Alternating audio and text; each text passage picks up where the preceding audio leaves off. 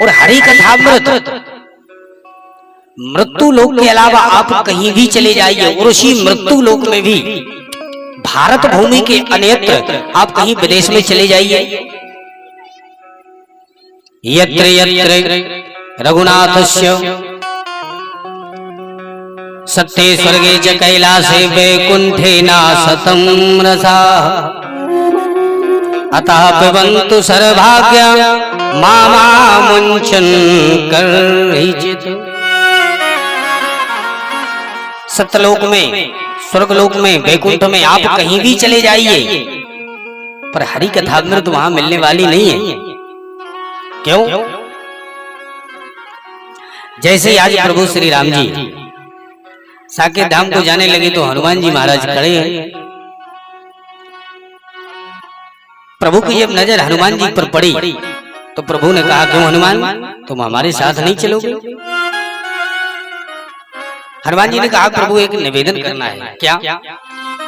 बोले आपके साथ चलने को मना नहीं है, मैं तो तैयार हूं, पर क्या वहां आपके साथ जाएंगे तो आपके चरित्रों को सुनने को मिलेगा कि नहीं मिलेगा?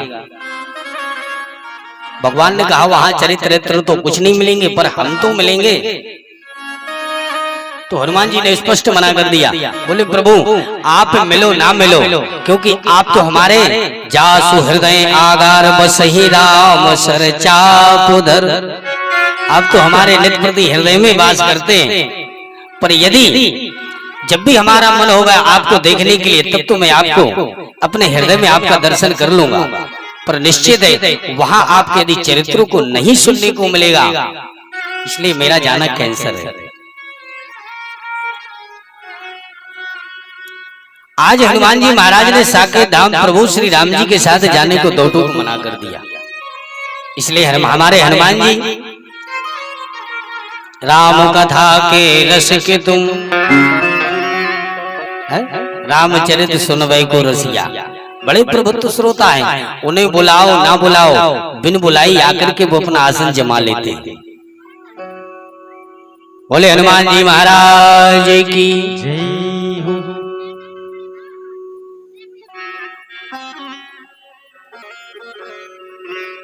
एक दृष्टांत में सूत जी महाराज कहते हैं कि हे ऋषियों,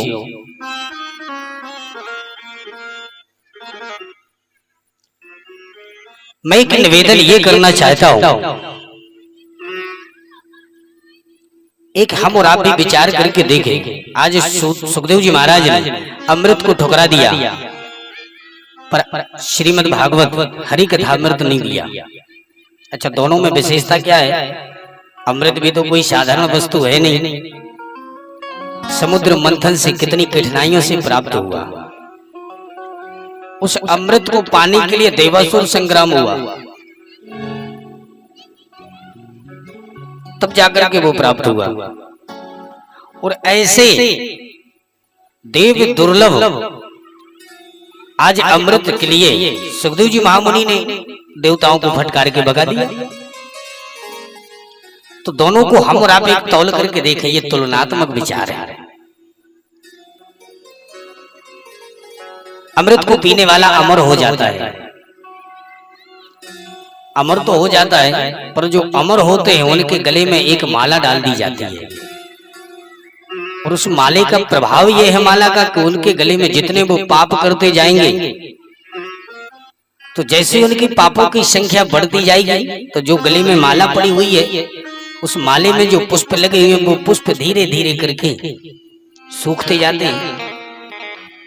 और जैसे ही वो पुष्प सूखे नहीं तो देवताओं को भी बड़ा भय लगने लगता है कि निश्चित हमारे पुण्य कम और पाप ज्यादा होते जा रहे हैं। इसलिए जैसे ही पापों की संख्या ज्यादा हुई नहीं कि सीधे वहां से देवताओं को भी नीचे पटक दिया जाता है।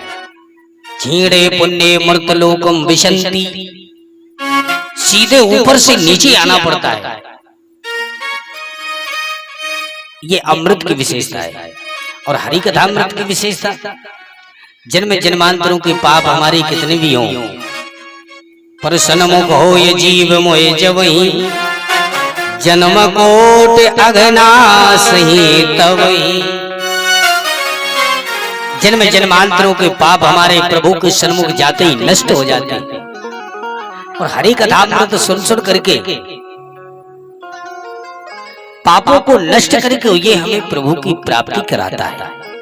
ये हरि कथामृत की विशेषता है। दोनों में अंतर क्या है? अमृत ऊपर से नीचे गिराता है और हरि कथामृत ये नीचे से ऊपर ले जाता है।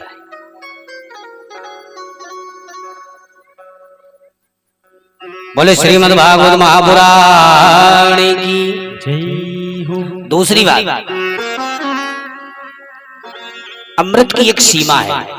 सीमा मतलब समुद्र मंथन से एक ही घड़ा निकला था, उसी में से देवताओं ने पान भी किया।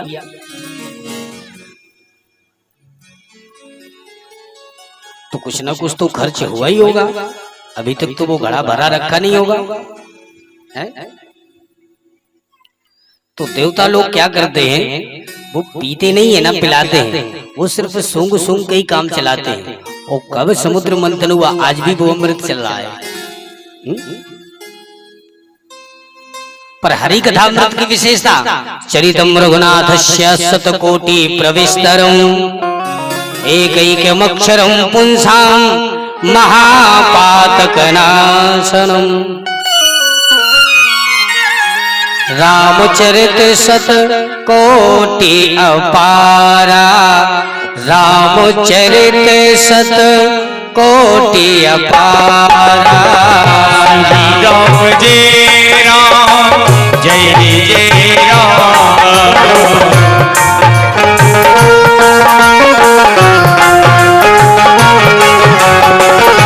रामचरित शत कोटि अपारा, राम जय राम जय राम। रामचरित शत कोटि अपारा, राम जय राम जय राम। रामचरित शत कोटि अपारा। राम जय राम जय राम। श्री राम जय राम जय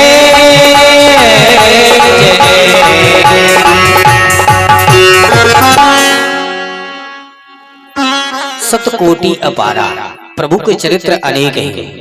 अनेक रूप रूपाय विष्णवे प्रभ विष्णवे शतकोटि प्रविस्तरम। चाहे जितना गाओ पर ये कभी समाप्त होने वाला नहीं है।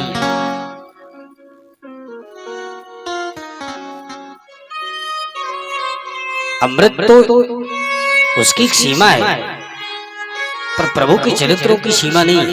चाहे जितना गुनगुनाओ ये कभी किसी भी काल में समाप्त होने वाला नहीं है। इसलिए देवता जो जितने वो पीते पिलाते नहीं, सिर्फ सूंघ के ही काम चलाते हैं। बोलो राधे राधे। तीन कंजूस थे और तीनों कंजूस एक दिन इकट्ठे हुए तो आपस में ही बातचीत करने लगे। बोले भैया, हम लोगों को तो जहां भी हम लोग बैठते हैं, जिस भी सभ्य समाज में जाते हैं, वो सभी लोग कहते हैं भैया ये बड़े कंजूस है, बड़े कंजूस है। चलो आज मिलकर के खर्चा करते हैं। तीनों कंजूस निकल पड़े खर्च करने के लिए। जैसे ही मार्केट में पहुंचे, तीनों ने विचार किया भैया खरीदा क्या जाए। बोले ऐसा करते हैं, घी खरीद लेते हैं। यदि घी खाएंगे तो कम से कम सेहत तो बनेगी। तो तीनों ने घी खरीदा 250 ग्राम। 250 ग्राम घी खरीद करके और सीधे वहां से आ गए। घर में आते ही बढ़िया खूब खर्चा किया, खाते पीते, और बढ़िया 1 महीने बाद फिर पुनः इकट्ठे हुए। जैसे ही इकट्ठे हुए तो तीनों ने फिर पूछा एक दूसरे से, क्यों भैया तुम्हारा घी ठीक ठाक है, अभी चल रहा है कि खत्म हो गया। तो पहला वाला बोला भैया अभी हमारा तो चल रहा है। भैया तुम कैसे उसको चलाते हो? तो उसने समझाया भैया जैसे ही हमारे घर में रोटियां बन जाती हैं और बन करके जैसे ही तैयार हुई नहीं तो एक ऊपर की रोटी को चुपड़ लेते हैं और एक सबसे नीचे की रोटी को चुपड़ लेते हैं, बाकी समस्त रोटियों को हम चुपड़ा हुआ समझ करके पा लेते हैं। दूसरा वाला बोला, भैया तुम इतने बड़े खर्चीले हो, फिर तो भैया तुम कैसे चलाते हो? बोले हम ऐसे चलाते हैं कि हम जो घी लाए थे उसको हमने एक शीशी में भर के रख लिया है। फिर बोले हमारे घर की जो रोटियां बन करके जैसे ही तैयार हुई नहीं तो हम एक सिलाई को उठा करके और सीधे उस शीशी में डुबो करके और बीच रोटियों से उस सीख को डाल देते हैं तो सभी रोटियों में घी लग जाता है, एक भी रोटी नहीं बचती और एक बूंद में ही सारा काम चल जाता है। तीसरा बोला, भैया तुम दोनों ही बड़े खर्चीले हो, दोनों बड़े खर्चीले हो, तो भैया तुम कैसे चलाते हो? भैया हमने भी अपना घी शीशी में ही भर के रखा है।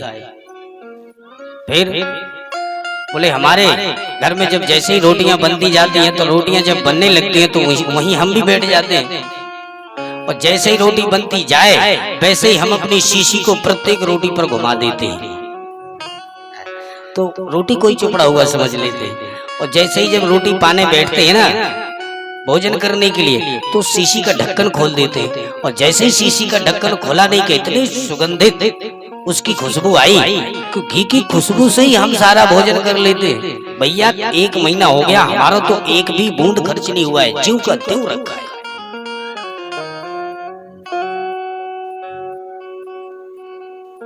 बोलो राधे राधे।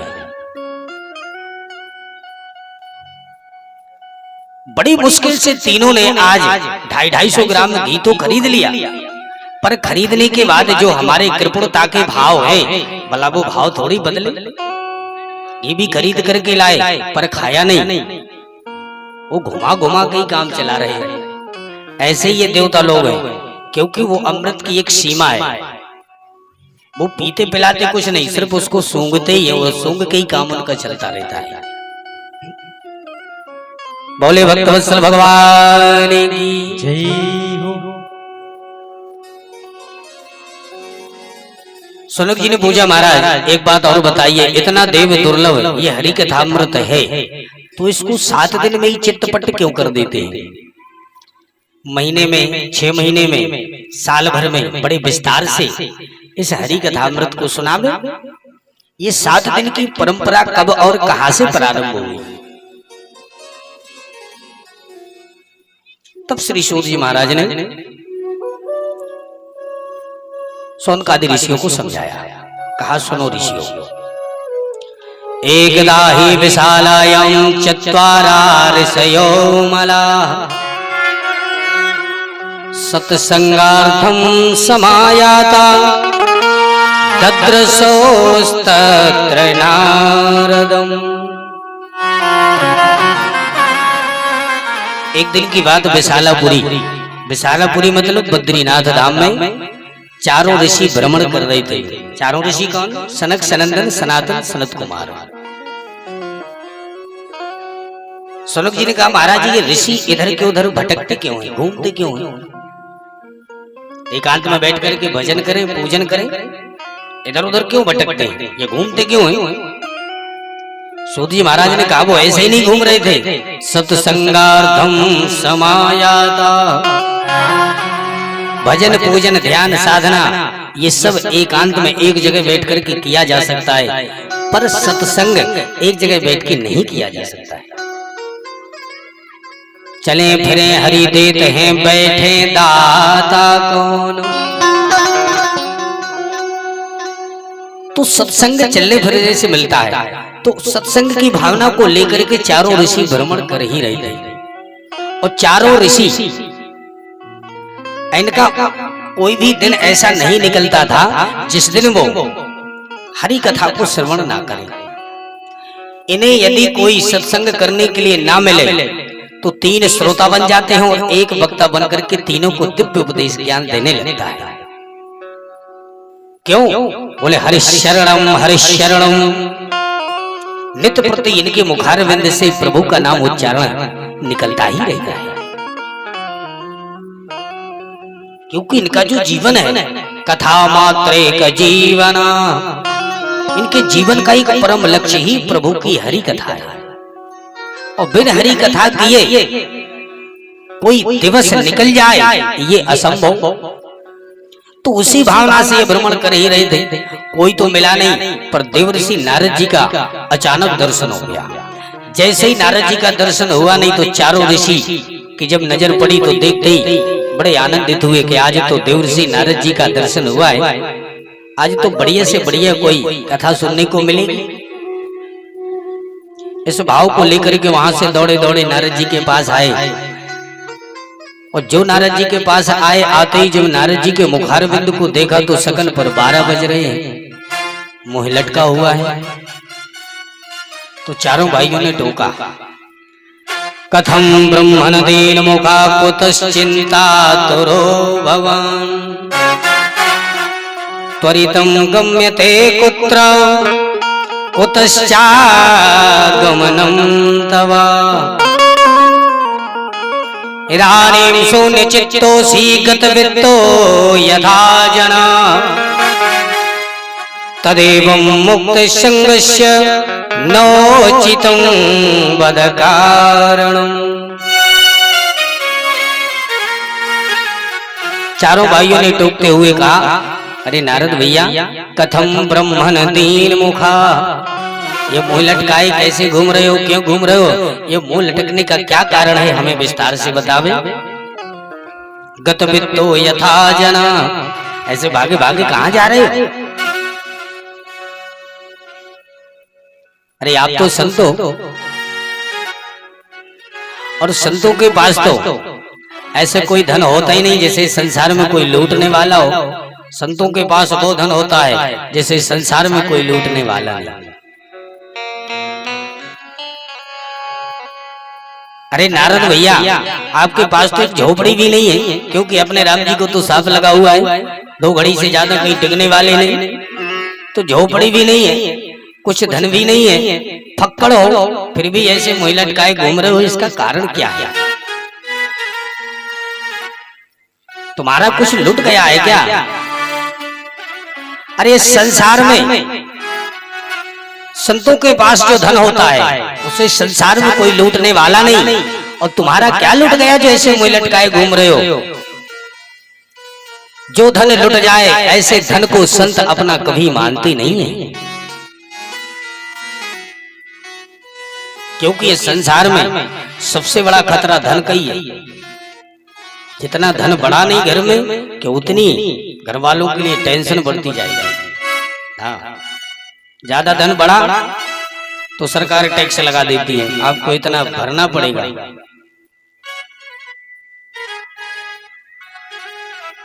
तो आपके पास तो कुछ धन है ही नहीं,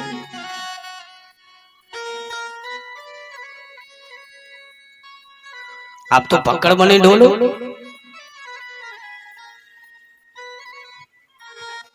तब जब अग्रजों ने बड़े भाव से पूछा,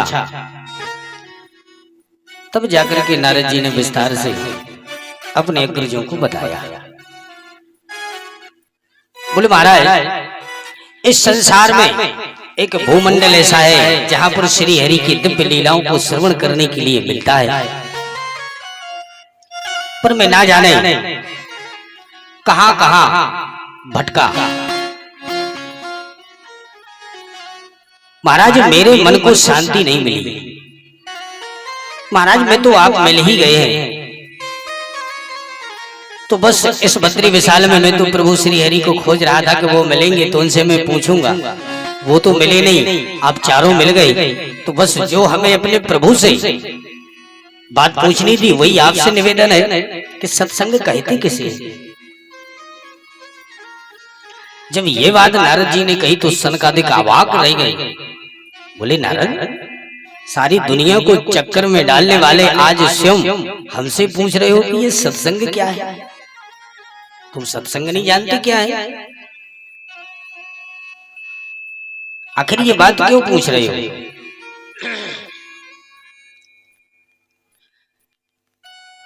सनकादिकों ने कहा, नारद जी, सत्संग ऐसे नहीं मिलता है। फिर बोले, आप तीर्थों में जाते, तीर्थों में बड़े उच्च क्वालिटी के जो संत होते हैं उनके पास बैठते तो उन्हीं से तो आपको सत्संग का लाभ मिलता।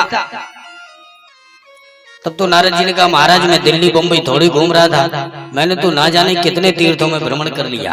किन किन तीर्थों में गए? तो नारद जी गिना रहे हैं, पुष्करम च प्रयागम च काशीम गोदावरीम तथा हरि क्षेत्रम कुरुक्षेत्रम श्रीरंगम सेतुवंदनम एवमादिषु तीर्थेषु ब्रह्ममाण इतस्तदा। इन सारे तीर्थों में मैंने भ्रमण किया पर ना पश्यम कुत्र चिक्षरमा मनाह संतोषकारकम। महाराज मैंने सारे तीर्थों में भ्रमण किया पर ना पश्यम कुत्र चिक्षरमा मनः संतोषकारकम। मेरे मन को शांति मिले ऐसा मुझे किसी भी तीर्थ में वातावरण नहीं नजर आया। जब तीर्थों में नहीं मिला तो मैंने संतों को ढूंढना प्रारंभ किया और संतों को ढूंढना जैसे ही प्रारंभ किया तो संतों में भी क्या देखा? पाखंड निरता संता विरक्ता सा परिग्रह। संतों में भी एक पाखंड की प्रवृत्ति होती जा रही है। पाप की प्रवृत्ति कैसे? पापस्य खंडः पाखंडः, एक पाप का खंड बना हुआ है।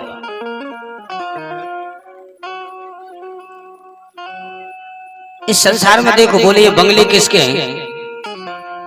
बोले ये त्यागी जी महाराज के हैं। बोले ये बच्चे किसके हैं? बोले ब्रह्मचारी जी महाराज। बोले भैया ये अखंड धुन कहाँ बैठी हुई है? बोले मौनी जी के आश्रम में। अरे जब तुम मौनी बाबा बने बैठे हो तो ये अखंड धुन लगाने की क्या आवश्यकता है? जब तुम त्यागी बने बैठे हो तो ये बंगले बनवाने की क्या आवश्यकता है? जब तुम ब्रह्मचारी हो तो ये बच्चे कहां से आए? तो महाराज इस संसार में ऐसे ही संत हैं। पापस्य खंडः पाखंडः, जो एक पाप का खंड बना हुआ है। जब संतों के यहाँ शांति नहीं मिली तो हमने कहा चलो चल करके गृहस्थों के यहाँ देखते हैं। तो मैंने गृहस्थों के यहाँ जाकर के देखा तो गृहस्थों के यहाँ भी क्या देखा वहां भी सुन लीजिए महाराज। तरुणी प्रभुता गे हे श्याल को बुद्धिदायका कन्या विक्रयणो लोभात् दंपति नाम चकलकनम। गृहस्थों की महाराज मैंने ये दशा देखी। मैंने देखा कि जब तक देवी जी के हाथ में तिजोरी की चाबी नहीं है तब तक ही सास ससुर की सेवा। जैसे ही देवी जी के हाथ में तिजोरी की चाबी आई नहीं कि आते ही अपने स्वामी जी के कान फूंक दिए, सुनो जी मैं अपने भैया भाभी माता पिता चाचा चाची सबको छोड़ करके आई हूं, तुम भी छोड़ दो।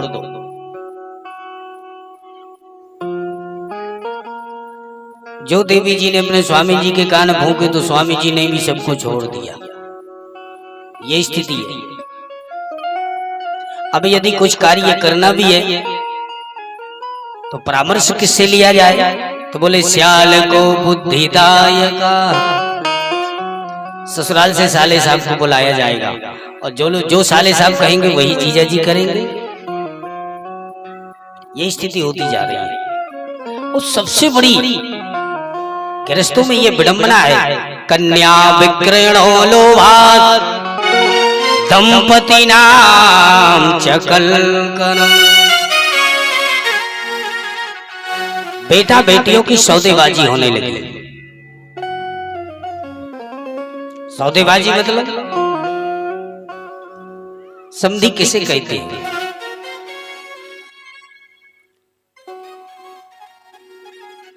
एक बेटी और एक लड़के का जब विवाह होता है तो दोनों पक्ष के समधी बन जाते हैं। तो समधी का मतलब क्या है? समधी कैसे कहते हैं?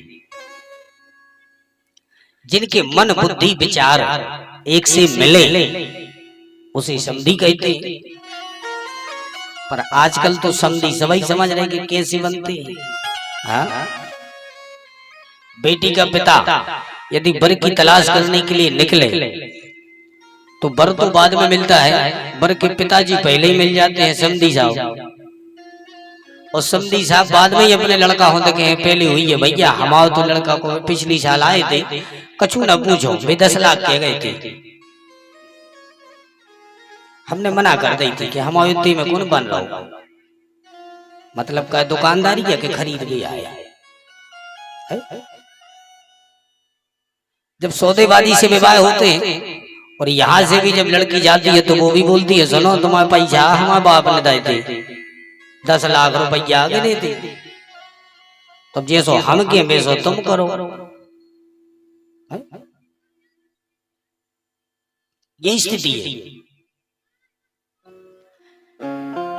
जो पैसों से जो दाम्पत्य जीवन में पैसों से बना हुआ रिश्ता है वो कितने दिन चलेगा, आज नहीं तो कल उस रिश्ते में तो निश्चित रूप से खटांड आएगी। दंपति नाम चकल कनम, बेटा बेटियों की सौदेबाजी होने लगी।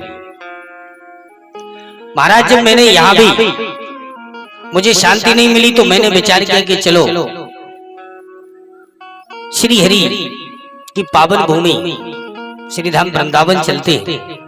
यामुनम तटमापन्नो यत्र लीला हरेर भूत, जहां पर हमारे श्री हरि ने श्री हरि की क्रीड़ा स्थली है। कल कल कल्लोल करती हुई कमनिया कालिंद्री का कवलव तो कुंठित हो जाता है। तो जैसे ही महाराज में ब्रज भूमि वृंदावन में पहुंचा तो वृंदावन में पहुंचते ही वहां पर भी एक विचित्र आश्चर्य देखा। तत्राश्चर्यम मया दृष्टम श्रूयताम तन्मुनीश्वरा, वो भी सुन लीजिए महाराज क्या देखा। बोले एका तो तरुणी तत्र निसन्ना खिन्न मानसा, यमुना के किनारे एक युवती बैठी बैठी रो रही है। उसके पास में 2 वृद्ध पुरुष पड़े हुए हैं। देख करके महाराज दया तो बहुत आई कि मैं इस देवी के दुख को दूर करूं, मैं इससे पूछूं कि तुम्हारे रोने का कारण क्या है। ये प्रसंग हो जाए 10 मिनट हो उसके बाद आते। पर महाराज जब मैंने जाकर के नजदीक से देखा तो उस देवी के सामने देवी के पास में तमाम स्त्रियां खड़ी होकर के कोई चमर डुला रही है, कोई हवा कर रही है, कोई पैर दबा रही है, कोई हाथ दबा रही है, कोई सिर दबा रही है। जब मैंने ये आश्चर्य देखा तो देखते ही घबरा गया। क्यों? क्योंकि वृत्त संतों को स्त्री समुदाय में बिन मतलब की नहीं जाना चाहिए। इसलिए महाराज दया तो बहुत आई कि इस देवी का दुख दूर करूं, पर मैंने जब वहां तमाम स्त्रियों को देखा तो देखते ही मैं घबरा गया। महाराज मैं तो खिसक लिया। जैसे ही मैं वहां से जाने लगा तो उस देवी ने मुझको देख लिया, और जो देवी ने मुझे देखा तो तुरंत आवाज लगाई, भो भो साधो क्षणम तिष्ठा मच्चिंताम विनाशया दर्शनम तव लोकस्य सर्वथा हरम परम। अरे महाराज जी ऐसे कहां भागे जा रहे हो, जरा रुकिए तो। आप जैसे संतों के दर्शन करने मात्र से ही जीव के जन्म जन्मांतरों के पाप नष्ट हो जाते हैं। इसलिए महाराज ऐसे मत भागिए।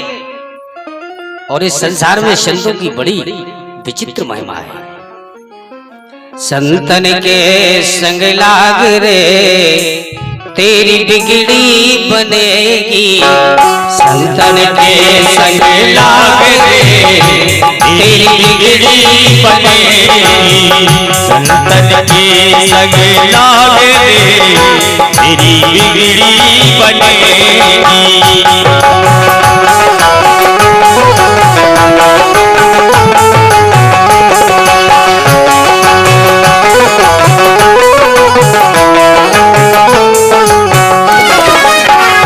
बिगड़ी बनेगी तेरी अच्छी बनेगी, बिगड़ी बनेगी तेरी अच्छी बनेगी, बिगड़ी बनेगी तेरी अच्छी बनेगी, बिगड़ी बनेगी तेरी अच्छी बनेगी, बिगड़ी बनेगी तेरी अच्छी बनेगी, बिगड़ी बनेगी तेरी अच्छी बनेगी।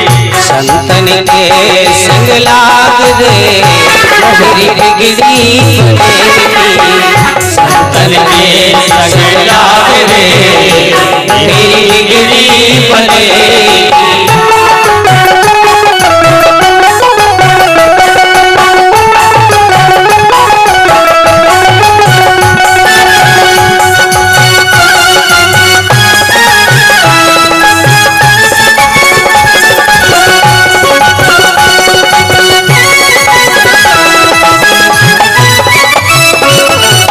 संतन के संग लाग रे तेरी बिगड़ी बनेगी। संतन के संग लाग रे तेरी बिगड़ी बनेगी। बिगड़ी बने तेरी बिगड़ी यदा भाग्यम भवेत् भूरि भवतो दर्शनम तदा। अरे महाराज जी ऐसे न जाइए, क्योंकि आप जैसे संतों के दर्शन मात्र से ही जीव के जन्म जन्मांतरों के पाप नष्ट हो जाते हैं। तब वहां से लौट करके महाराज मैं गया और मैंने उस देवी के सन्मुख पहुंचते ही पूछा, कासे तुम, आप कौन है? वद देवी सविस्तारम स्वस्य दुःखस्य कारणम। हे देवी जी, आप अपने रोने का कारण बताएं, आप कौन हैं? महाराज जब मैंने इतना पूछा तब उसने अपना परिचय दिया। अहम भक्तिर्खित्याता इमौ मे तनयो मदो ज्ञान वैराग्य नामानो काल योगेन जर्जरो। महाराज मैं भक्ति के नाम से जानी जाती हूँ। कर्नाटक में पैदा हुई, महाराष्ट्र में पली, अन्य ऐसे प्रांत हैं जहां पर मैं अपने आप को बचाती हुई और मैं सीधे इस ब्रज भूमि में आई। पर ब्रज भूमि में आते ही जाता हम तरुणी, मैं तो नवयौवन हो गई, पर यहाँ आते ही मेरे दोनों ये पुत्र ज्ञान और वैराग्य वृद्ध हो गए। और यदि यही स्थिति रही इस ब्रज भूमि में तो निश्चित है इदम स्थानम परित्यज्य विदेशम गम्यते मया। निश्चित है महाराज यहाँ इस स्थान पर भी यदि हमारे ज्ञान और वैराग्य दोनों पुत्रों को यदि स्वस्थ नहीं हुए तो निश्चित है इस स्थान को छोड़ करके भी मैं कहीं विदेश चली जाऊंगा। ये जब भक्ति महारानी ने कहा, तुरंत नारद जी हाथ जोड़ करके चरणों में प्रणिपात करने लगे। बोले, मैया मैं आपको पहचान गया, अब हमारे श्री हरि की प्राणप्रिया भक्ति महारानी है। उनके जाते ही इस धराधाम से आपकी यही स्थिति है। मैं भी ब्रह्मपुत्र नारद शपथ लेता हूं कि आपको जन जन में घर घर में यदि आपकी स्थापना ना करा दूं तो मैं भी एक दासी पुत्र ना कहूं। वचन तो महाराज मैंने दे दिया, पर जैसे ही महाराज मैंने उनको वेद वेदांत उपनिषद ना जाने क्या क्या उनको सुनाया, गीता का तो इतनी बार मैंने उनको श्रवण कराया, गीता पाठेर मुहुर्मुहुः बार बार श्रवण कराया। श्रवण करते ही वो चेतना से जागे और जागते ही फिर मूर्छित हो जाए। तो अब मैं सोच में पड़ गया कि होगा क्या। तो आकाशवाणी हुई, मूका भूतेस्तथा नेतु कियंतन्तु पलायिता। अरे नारद, ऐसे सत्संग करने से उनको ये गीता पाठ सुनाने से कुछ नहीं होने वाला। तुम सत्संग करो, सत्संग से ही ये ज्ञान और वैराग्य सुस्त होंगे। तब महाराज में आकाशवाणी के कहे हुए वचनों को आज लेकर के मैं सत्संग को ही बस ढूंढ रहा हूं कि सत्संग कहते किसे। महाराज मुझे अभी तक सत्संग का लाभ नहीं मिला कि कहते किसे। इसलिए महाराज इस बद्री विशाल में प्रभु श्री को खोज रहा था कि वो नहीं मिले, आप ही मिल गए, आप ही बता दीजिए। तब सनकादिकों ने कहा, अरे नारद, इतनी सी बात को लेकर के इतना बड़ा टेंशन लिए घूम रहे हो। जिस सत्संग को तुम खोज रहे हो वो सत्संग कोई और नहीं है, श्रीमद् भागवती वार्ता सतु गीता सुखादि। श्री सुखदेव जैसे परमहंस द्वारा गाया हुआ अमृत वचन ही वो सत्संग है, जिसको सुनते ही ज्ञान और वैराग्य स्वस्थ हो जाएंगे, ये मेरा दावा है। इतनी बात सनकादिकों ने कही, तब भी नारद जी का मुंह लटका हुआ है। तब सनकादिकों ने बड़ा दिव्य उपदेश दिया कि अरे नारद, आज थोड़ी पहला दिवस है विक्की भैया, थोड़ी सी इस कथा को तो विराम करने दो, 5 मिनट थोड़ी लेट हो जाएगी पूजा, हम सब मिलकर के कार्य करेंगे। आज प्रथम दिवस वहां तक पहुंच जाए कि कथा को विराम दे सके हम। और कथा सुनाई किसी को समझ में नहीं आई तो फिर क्या मतलब की कथा है? वो सब जानते हैं, वो 9 दिन के लिए आई हैं, तो 9 दिन तो उनको रहना ही है, और वो तो सदा रहने वाली हैं। जिस दिन वो चली जाएंगी, कुपुत्रो जायेत क्वचिदपि कुमाता न भवति, पुत्र भले ही कुपुत्र हो जाए पर माँ की जो ममता है वो कभी कुमाता नहीं होती है। बोले श्रीमद् भागवत महापुराण की जय हो। इसलिए जो जल्दी जल्दी कार्य किया जाता है ना, वो अक्सर बिगड़ ही जाता है। जल्दी काम शैतान का होता है। आज सनकादिकों ने बड़ा दिव्य उपदेश नारद जी को दिया। कहा नारद जी एक बात बताइए, लोग फल खाने के बाद मन में कल्पना करें कि जब ये फल इतना मीठा है तो फल को छोड़ करके क्या वो वृक्ष चबाने लगे? जो स्वाद फल में है वो वृक्ष में कभी नहीं हो सकता। अब अपने आप में सोचो कि जब फल इतना मीठा है तो इससे जिसने ये फल देने वाला जो वृक्ष है वो कितना मीठा होगा। तो स्वाद और मिठास रस फल में ही होता है, वृक्ष में होने वाला नहीं। दूसरी बात, घी से पूड़ी बनती है, अब पूड़ी बनते बनते मालूम चले कि घी खत्म हो गया। अब कोई तर्क करने लगे कि घी जब खत्म हो गया तो बाकी पूड़ी दूध से निकाल लो। किसी ने कहा क्यों? बोले दूध तो घी का भी बाप है। क्यों? बोले घी कहां से आया? बोले घी तो दूध से ही आया है, पर जो कार्य घी कर सकता है वो दूध कभी नहीं करने वाला। तीसरी बात, गन्ने के रस से चीनी बनाई जाती है। चीनी से न जाने कितनी मिठाइयां बनकर के तैयार होती हैं, पर कोई तर्क देने लगे कि भैया चीनी का जो रस है वो देखो तो ये सीधा बना बना करके तमाम मिठाइयां बना रहे हो, क्यों ना बिल्कुल सीधे गन्ने को हिला करके उसको प्रो करके सीधे मिठाई बना के उसी में डाल दे जाओ। तो गन्ने के रस से मिठाई नहीं बनने वाली है, बनेगी तो चीनी से ही बनेगी। पर कोई कहे वाह वो तो ये चीनी थी, चीनी भी तो ये गन्ने के रस से बनी है। तो जो कार्य जिससे किया जाता है, इसलिए नारद ये जो तुम सत्संग खोज रहे हो ये कोई और नहीं है, श्रीमद् भागवती वार्ता सतुगीत सुखादिवी। श्रीमद् भागवत ही वो सत्संग है जिसको सुनकर के ज्ञान वैराग्य स्वस्थ हो जाएंगे। तब नारद जी को बोध हुआ, महाराज आज मुझे अपने आप में ये पूर्ण विश्वास हो गया, इस संसार में कोई पढ़ लिख करके कितना भी विद्वान क्यों ना बन जाए, पर जब तक वो संतों के सानिध्य में, गुणवान व्यक्तियों के, महापुरुषों के सानिध्य में ना रह करके वो ना रहे तो निश्चित रूप से वो पढ़ा लिखा विद्वान भी वो मूर्ख के समान है। ज्ञान बड़े गुणवान की संगति, ज्ञान बड़े तपसी संग कीजे, क्रोध बड़े नर मूर्ख के संग, काम बड़े त्रिया संग कीजे। इसलिए सत्संग का यदि लाभ लेना है तो महापुरुषों के, संतों के सानिध्य में रहो। नारद जी को बोध हुआ, बोले महाराज अब ये श्रीमद् भागवत कहाँ होनी चाहिए? तब सनकादिकों ने कहा कि हरि कथा भी जो हरि नाम का दीपक है उसको ऐसी जगह जलाना चाहिए कि भीतर और बाहर दोनों तरफ जलाओ। तो ऐसी पावन भूमि कहाँ है? बोले चलो चल करके हम प्रभु श्री हरि की पावन भूमि हरिद्वार में चलते हैं। हरिद्वार क्या है? हरि का द्वार। हरि के द्वार में ये प्रभु के नाम का दीपक जलाया गया, अथवा वहां दीपक जलाने का कारण क्या है?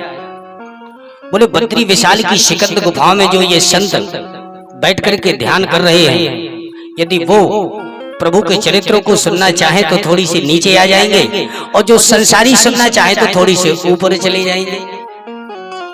तो संतों का और संसारियों का संगम हो जाएगा, और संगम होते ही दोनों आनंद लेंगे। राम नाम मणिदीप धर जी है तेरी द्वार, तुलसी भीतर बाहर जो चाह से उजियार।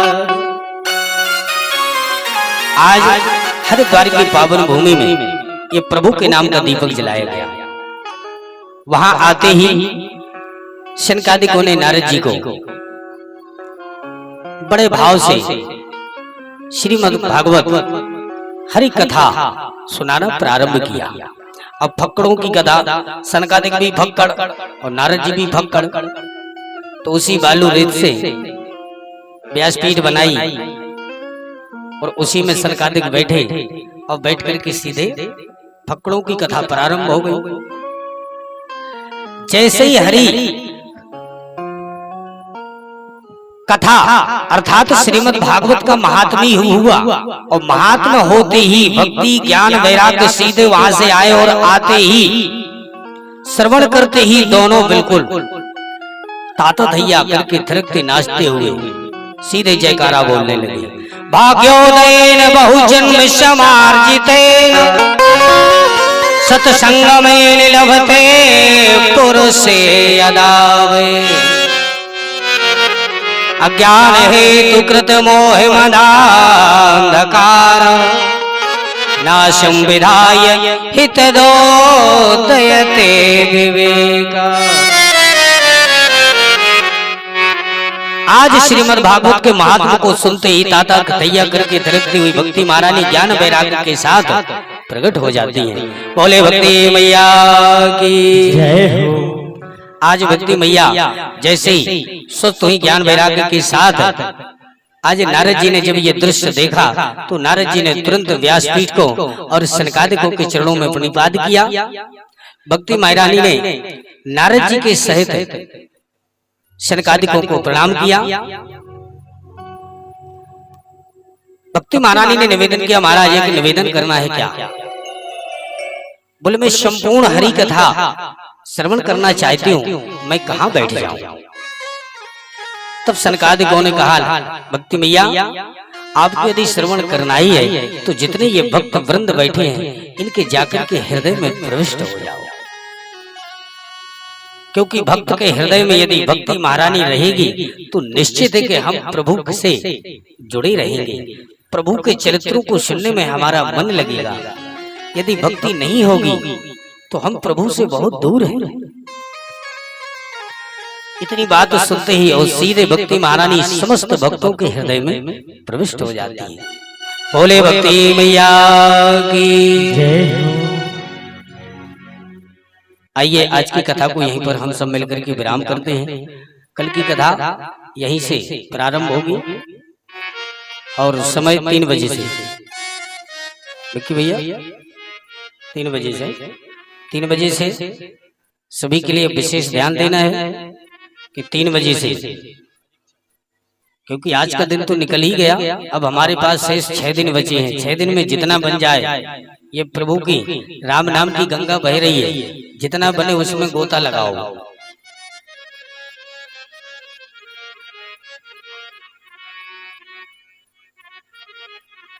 रघुपति राघव राजा राम पतित पावन श्री राम।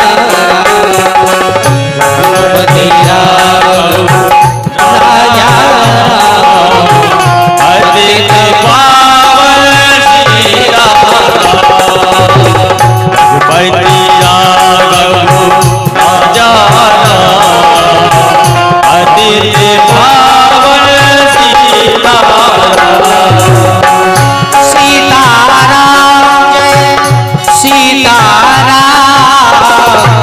सीताराम जय सीताराम।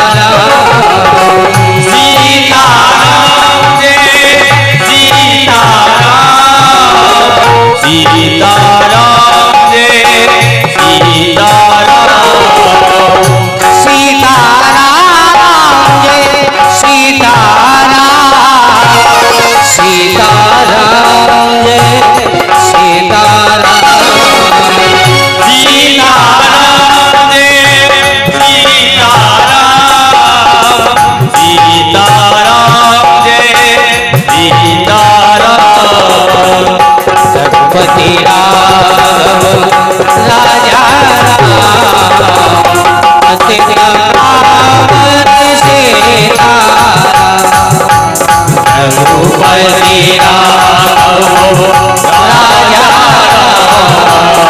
अतीत पावन सीताराम। सीताराम सीताराम सीताराम सीताराम सीताराम सीताराम सीताराम सीताराम सीताराम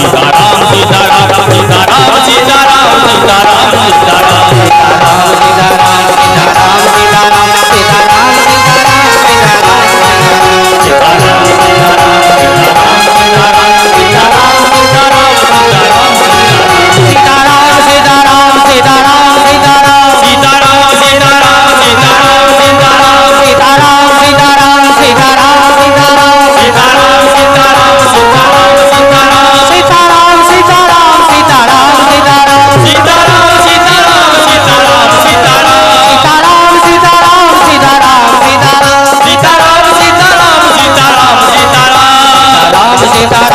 सीताराम सीताराम सीताराम